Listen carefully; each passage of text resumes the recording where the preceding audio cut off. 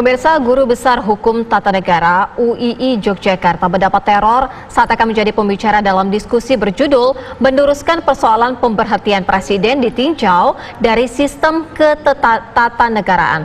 Teror juga diterima panitia penyelenggara diskusi yakni pihak Fakultas Hukum Universitas Gadjah Mada. Akibatnya, diskusi pun dibatalkan. Ya. Dan bagaimana bisa pemirsa kemudian olah pikir akademisi yang mengkaji aturan penyelenggaraan kekuasaan diteror oleh pihak-pihak tertentu yang tidak bertanggung jawab? Apakah berpikir pun kini juga menjadi salah satu hal yang bisa diteror oleh pihak-pihak tertentu? Nah, saat ini kami sudah bersama dengan Dekan Fakultas Hukum UGM, Profesor Sigit Rianto, ada juga Dekan Fakultas Hukum Universitas Islam Indonesia Yogyakarta, Dr. Abdul Jamil, dan tenaga ahli kantor staf kepresidenan, Bang Ali Mokhtar Ngabalin. Selamat sore Bapak-Bapak, Assalamualaikum. Assalamualaikum. Selamat sore. Selamat sore. Waalaikumsalam warahmatullahi wabarakatuh.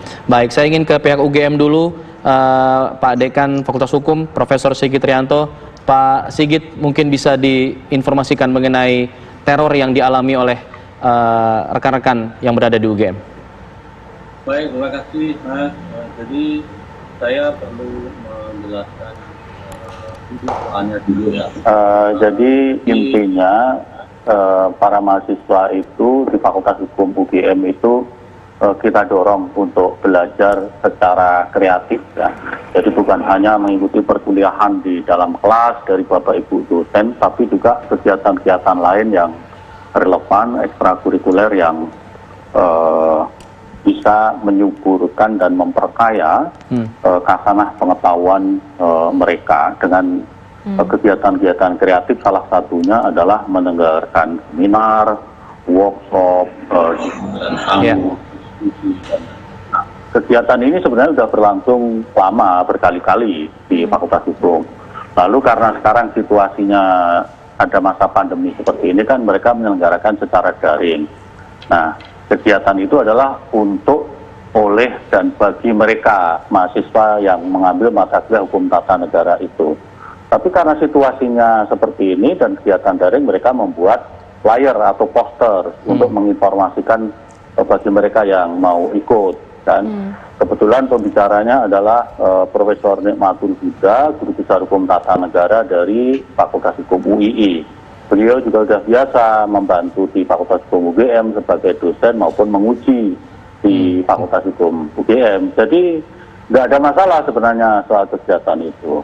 Nah, bagi mahasiswa juga tidak ada masalah, mereka membuat kerangka acuan, OAR, gitu kan, itu kegiatan mandiri mereka, diurus sendiri oleh mereka. Fakultas juga pada dasarnya hanya memberikan iklim bagi mereka untuk berkembang. Artinya ini sudah dalam sepengetahuan pihak kampus ya Pak?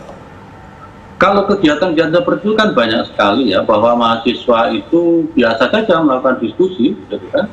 Jadi dan selama itu tidak melanggar hukum, tidak melanggar ketertiban umum, tidak bertentangan dengan etika, kan nggak ada masalah, siapapun boleh menyelenggarakan kegiatan itu, termasuk para mahasiswa Fakultas Hukum UGM tentunya. Iya, artinya selama ini kerap kali menggelar diskusi dengan tema-tema termasuk yang mengkritisi pemerintahan juga begitu? Bukan hanya kerap Pak, Mbak, saya kira itu dibicarakan di kelas maupun di luar kelas. Dan itu bisa menjadi topik seminar, topik workshop, atau kegiatan yang lain gitu. Jadi sudah berjalan bertahun-tahun sebenarnya kegiatan semacam itu, nggak ada masalah. Oke. Teror yang diterima seperti apa Pak? Siapa saja yang diteror? Jadi saat kemarin menjelang diskusi itu dilangsungkan, karena rencananya kan tanggal 29 Mei jam 14 atau jam 2. Nah, sejak hari Kamis itu para mahasiswa yang menjadi penyelenggara, moderator, dan ketua kegiatan itu dan beberapa mahasiswa itu mendapatkan ancaman. Ancamannya seperti apa Pak? Jadi ada ancaman yang melalui pesan handphone, kemudian HP-nya diretas, media sosial mereka, Instagram-nya diretas untuk memesan sesuatu yang sebenarnya tidak mereka pesan, dan banyak sekali angkutan online, Grab, kirim makanan, mengirim segala sesuatu dan mengepung rumah orang tua mereka. Itu salah satunya. Di samping juga ada pesan-pesan yang sifatnya intimidatif kepada para mahasiswa itu, dan tentunya kan sekarang karena handphonenya itu sudah diretas, media sosialnya itu juga sudah diretas, ya situasinya seperti itu. Di samping tentunya kedatangan beberapa orang yang secara fisik ke rumah itu merupakan intimidasi yang dirasakan oleh para mahasiswa, dan tentunya juga keluarganya juga sangat khawatir kan. Baik, dan kabarnya memang ini ancaman juga tertuju pada narasumber diskusi yang tadinya akan menjadi narasumber, yaitu Profesor Nikmatul Huda, Guru Besar Hukum Tata Negara UI Yogyakarta. Kita ingin tanyakan ke Pak Dekan Fakultas Hukum di UII, Pak Abdul Jamil, bentuk terornya apakah serupa dengan yang dialami oleh mahasiswa UGM ini? Kabarnya ada teror pembunuhan juga. Ya, jadi memang bentuk-bentuk teror tadi seperti yang disampaikan oleh Prof. Sigit, bahwa salah satu bentuk terornya ke Prof. Nikma itu diancam mau dibunuh. Itu hari Jumat. Jumat itu diteror dengan WA akan dibunuh. Itu sampai 5 kali. Terus yang Kamis malam malam jam 11 malam itu rumahnya digedor-gedor beberapa orang gitu ya. Digedor-gedor, terus belnya dipecet-pecet gitu. Tapi Prof. Nikma karena ya ini dilihat kok ada 5 orang, jadi Prof. Nikma kurang lebih 5 orang, maka Prof. Nikma nggak mau membukain gitu. Jadi sempat menelpon pihak keamanan begitu, Pak? Bentuk ancaman-ancaman teror. Pada waktu itu Prof. Nikma tidak menelpon keamanan, tapi menghubungi saya, saya, Prof. Nikma.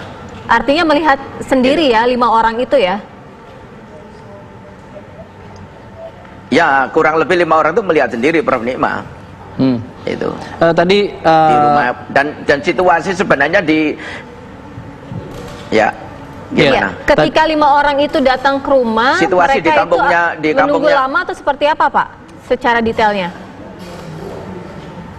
Ya, detailnya dia datang ke rumah, terus ngedor-ngedor pintu gitu ya, norok-norok pintu, di di rolling door, dan di pintunya dipecet-pecet belnya gitu. Nah, tapi kan itu kan sudah jam malam, jam 11 malam. Nggak mungkin orang Runda seperti itu, nggak mungkin. Lamu juga nggak mungkin. Apalagi di kampungnya Prof. Nikma itu ditutup, di lockdown lah istilahnya orang kampung sini. Gitu. Dalam COVID ini kan kampung-kampung kan banyak ditutup.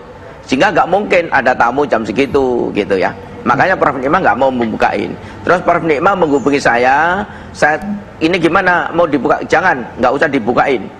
Nah, pagi juga gitu lagi. Terus sampai pada pagi itu masih seperti itu lagi. Terus akhirnya kira-kira jam 6 itu masih gitu, mondar-mandir. Ada beberapa orang yang mondar-mandir di depan rumahnya Prof. Nikma itu gitu. Oke. Tadi Pak Abdul Jamil juga mengatakan itu bentuk terornya seperti itu. Ya, Profesor Nikma juga diancam melalui telepon, pesan singkat. Saya ingin mendetailkan nanti mengenai pesan-pesan singkat ini apakah dikirim oleh nomor-nomor yang sama atau berbeda. Nanti selepas jeda kami akan kembali. Tetaplah bersama kami di Kabar Petang.